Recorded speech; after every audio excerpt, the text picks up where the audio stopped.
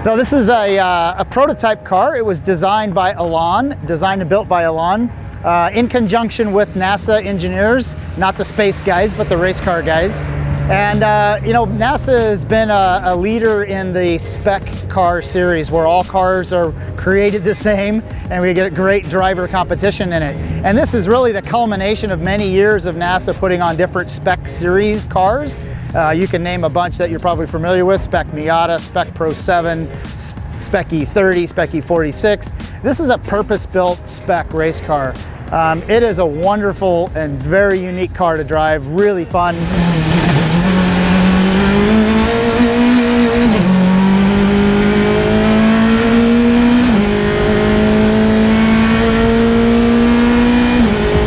It's powered by a Mazda 2-liter, very similar to a Mazda Miata.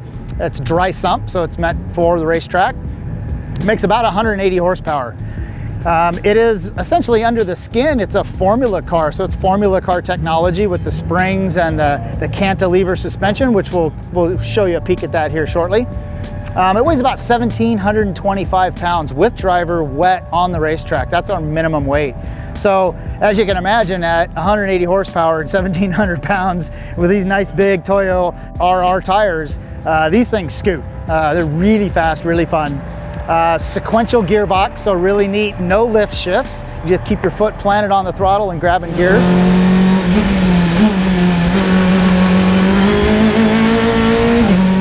And it is just a wonderful, wonderful little car to drive. So come on and get closer and I'll give you a walk around. If I could ask my crew chief, Jeff, to take the back off, we'll get a look at the power plant. So it is a mid-engine. Again, there's that strong 2-liter Mazda motor. It's actually sealed motor. Everybody gets the same exact motor from the manufacturer. It's sealed, it's good for 5 years. So the ECU and the engine control system is also all sealed. So there's nothing you can do to it but get in it and drive it. Hopefully you drive it well. And then the gearbox is very similar. The gearbox is also sealed, comes right from the factory.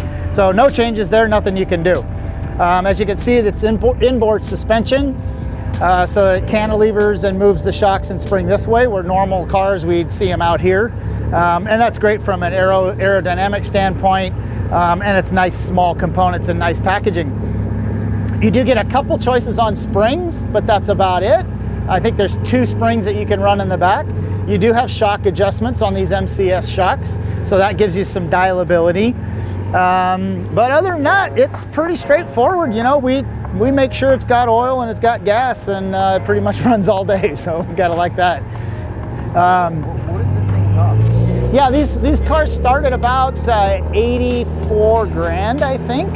And the kit is lovely, and you can build the kit yourself. A lot of guys have built it themselves, or you can have a shop like Life's Good Racing put it together for you. Can take about a month if you're really at it every day, and a few months if you're doing it at home. Yeah, it comes pretty much with everything. You'll need to add a fire system and the seat belts that you like and a few things like that, but other than that, it's ready to go. It's a bit steep, honestly, from my perspective and a lot of us amateur racers. However, what's wonderful about it is that they have really designed the car to be really low maintenance and running costs. The tires are much larger than they need to be for the car, so the tire wear is very, very low.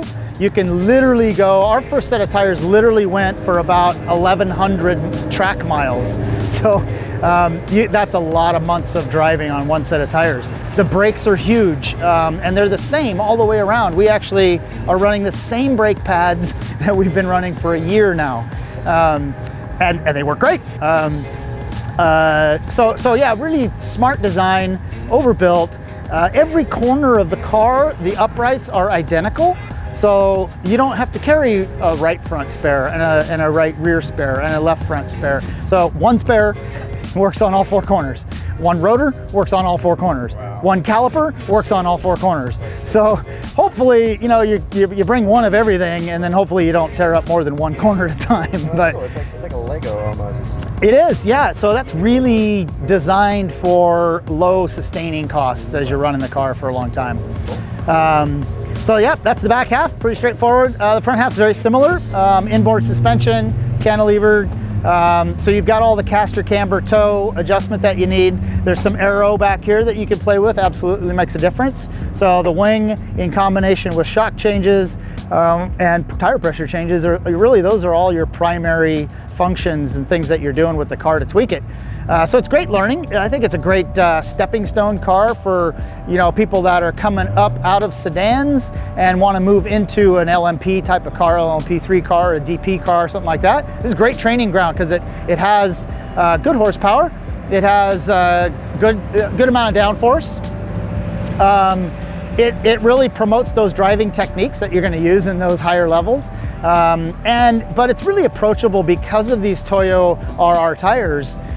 They're very similar. It's a similar feel once you have them on the edge, that they'll talk to you when you're out there on the edge of what the car is capable of.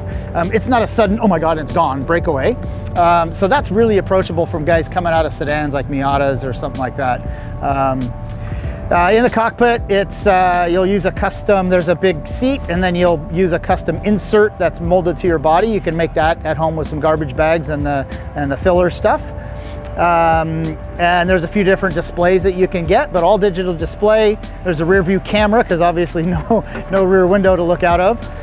So there's a rear camera, and you put that screen right next to you, right next to your dashboard. Brake bias control in the cockpit helps with the balance of the car and turn in and such as well. Yeah, so that's about it. Really fast, fun. We've already raced once today, and you're just glued to the other cars. What makes it so fun is they're so exact. They're so exactly prepared that it really comes down to a little bit of setup, a little bit of driver technique, and a little bit of driver mistakes. Right. Any of those three things are what enable a pass to be made. If none of those things, if all those things are the same, you're so equal. It makes it really, really fun.